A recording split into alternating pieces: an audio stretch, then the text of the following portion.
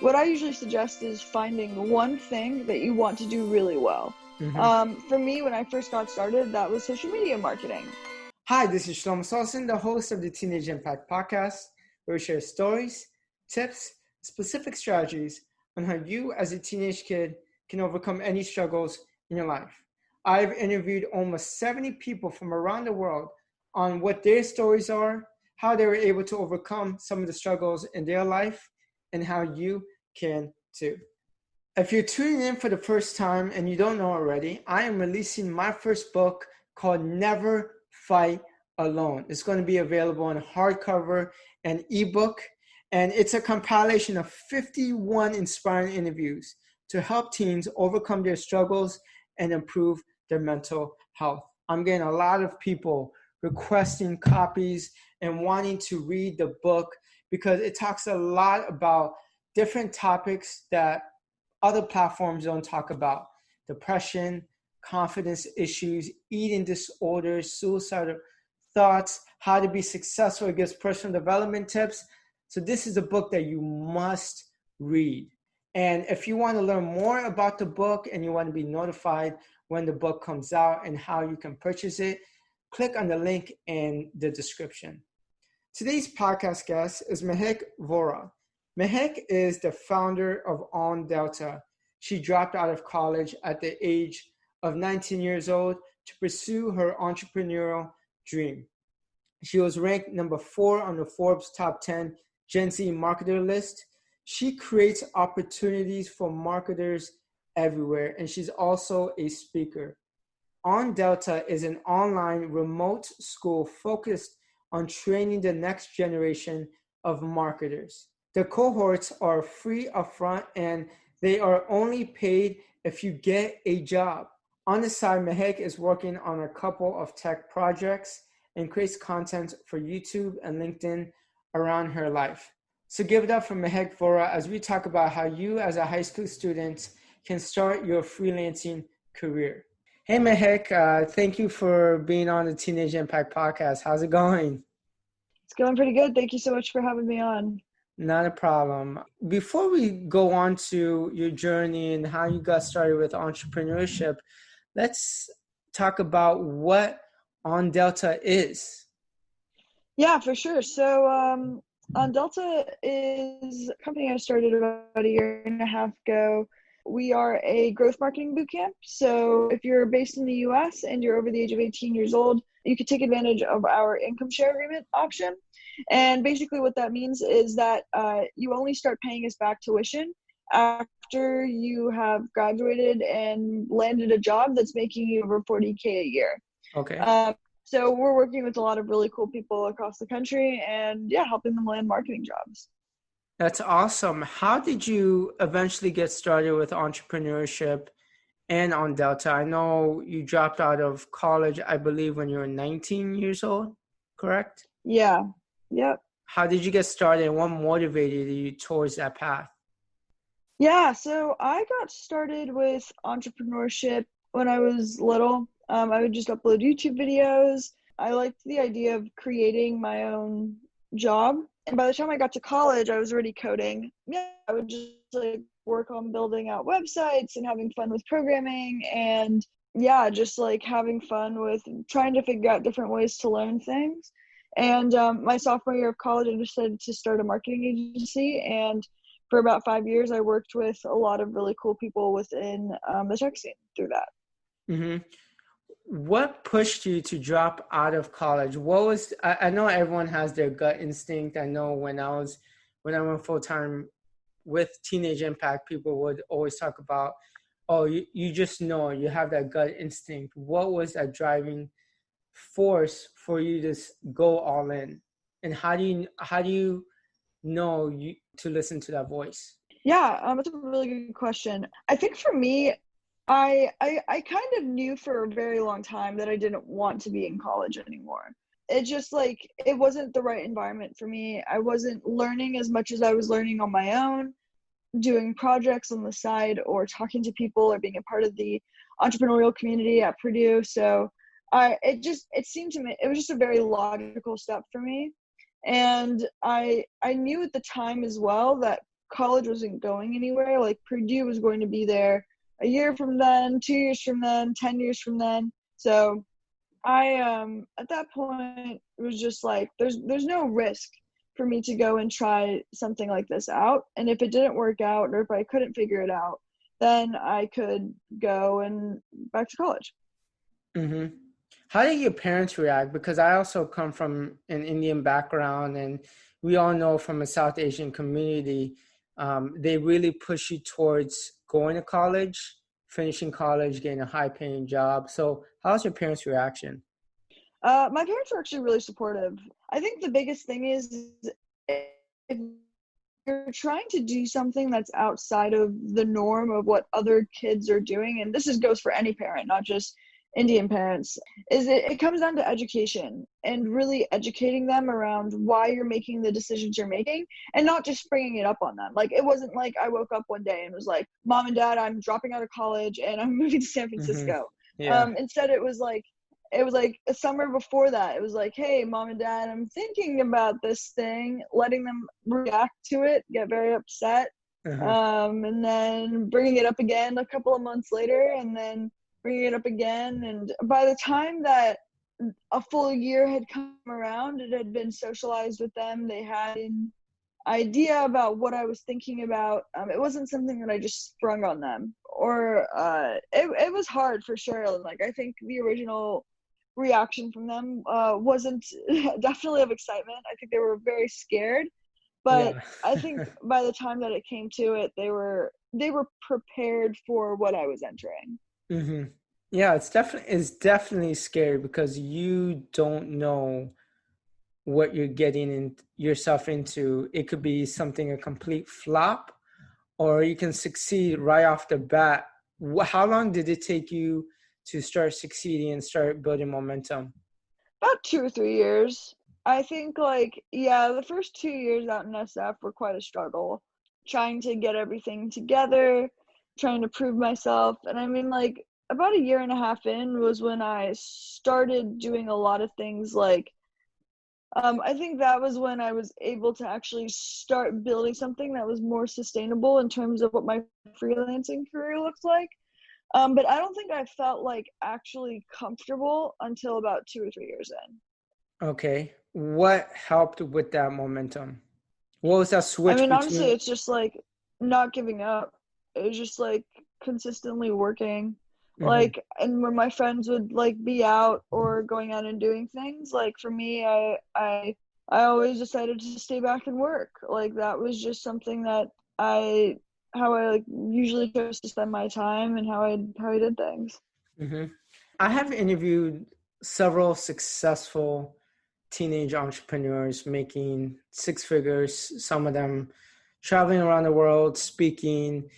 And it's much easier now to start a business in high school than it was when I was in high school, for sure, 15 years For ago. sure.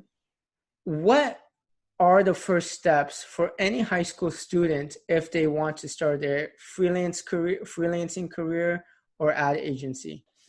Yeah, I mean, honestly, there's no preparation that's involved other than just going out and finding a business that you can start doing freelancing for. So what I usually suggest is finding one thing that you want to do really well. Mm-hmm. For me, when I first got started, that was social media marketing. And I'd hit up local businesses and I'd say, let me run your Twitter, or let me run your Instagram, or let me do something in regards to your social media. And in doing that, there's literally no excuse, in my opinion, for not being able to go out there and find one company that wants to work with you, because there's so many companies. And it's starting off low. Like, I think a lot of people think that you should work for free to build up your brand or to get people to take you seriously in the beginning. But actually, I'd completely disagree with that. And I'd say start off really low, like $200 a month. Let me like help you run your social media account. And then after you sign that client, the next client, try to double it and make it 400 and then 600. And one of the things that I also found really helped is standardizing the contract. So every client is doing the same thing. So, like, let's say if you're trying to help local businesses with their Twitter, you're charging them $200 a month, and you're posting for them like 15 times a week or something like that. That way you know exactly for each client, if you haven't put 15 posts out, you're not doing your job correctly. And it makes it a lot easier to actually scale that. Mm-hmm. That's good advice. But what if someone does not know what they want to do? If you don't know what you want to do, a lot of it is just exploring. Like, I don't think in high school you should know what you want to do, because it's just Mm-hmm. like you have the whole world ahead of you and what you're enjoying and what you might enjoy and what you might do. I feel like even for me, like, I'm still learning new things or new directions that I want to go or what I want to take. Look at everything as just being a learning experience, and you're optimizing for learning. That's the most important thing, because more than likely 99.9% of startups fail and they don't end up succeeding and becoming big. If you're just shooting for success, you're setting yourself up to fail. Instead, really what you want to be focusing on is making sure that every single day you're learning something new within this startup or this new company or this new freelancing business that you're trying to start. Mm-hmm. What books, podcasts, or videos would you recommend? Yeah, honestly, I haven't read, I didn't read too many books when I first started entrepreneurship.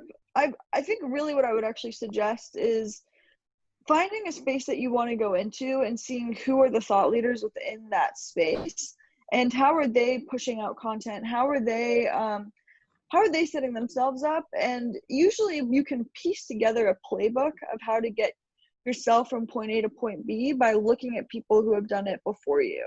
That's a good. Yeah, and for like books that I really enjoy reading, I think like Never Split the Difference is a really good book on negotiation. The Lean Startup is really good for just kind of shaping the worldview of how do you create a startup that is isn't spending as much and is mainly just focused on actually producing output. And yeah, and then I think from there it really just comes down to like, what are you really interested in, what fields, and looking at what thought leaders within your space are recommending. Mm-hmm. And I see you're growing a little bit more on social media. I discovered you on TikTok. What are some suggestions of growing a brand online? I feel like a lot of people will try to sell you snake oil around Mm-hmm. like, this is how you blow up, or like, this is how you do this. And I think really what building a social media presence comes down to is just creating engaging content and figuring out a way to do that in a consistent timeline. For me, I was uploading YouTube videos for a year and I wasn't getting any engagement, but I was doing it consistently. And that didn't really help my brand to really help me in any way. But when you start to optimize for just creating content that people want to watch, then you can start to figure out like, all right, what's a posting schedule? How do I get this out to more people? But if people aren't paying attention or watching it, that's the first thing that you have to figure out is, with the very limited audience that you do have, how do you get them to watch something? Mm-hmm. And you bring up a good point because, I've struggled with this as well in the past. And people who constantly stay consistent and not giving up, but they're not seeing results, versus some people who have been on social media for maybe a few months and are just taking off. But what you're saying is produce content that people want to watch. Yeah, How do exactly. you figure that out? I mean, there isn't really an answer here. I think it really just comes down to like, what's your style? What kind of content do you Mm-hmm. want to put out? And yeah, and then from there it's a lot of iterating. Like, you're not going to get it on the first try. You probably won't even get it on the 10th try. But it's something that like you have to keep on working on. Like, I personally have been creating content since 2014. And Mm-hmm. actually, even before then, I was shooting videos with like my dad's camcorder. So like, it's a process, and it's not something that's going to happen overnight. Yeah, that's so true. I remember when I first started my YouTube channel, I think it was like 3 years ago. I started as a public speaking guy, giving public speaking tips, and then slowly evolving to different brands and different iterations.